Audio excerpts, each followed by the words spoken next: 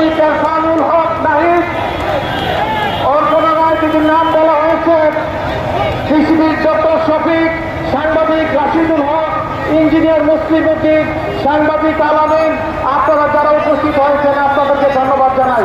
Physiotherapist association of Bangladesh এর সভাপতি Kamruzzaman Kallol, secretary তানবীরুল সহ মহসিন ভাই, আপনারা যারা উপস্থিত হয়েছেন আপনাদেরকে ধন্যবাদ জানাচ্ছি।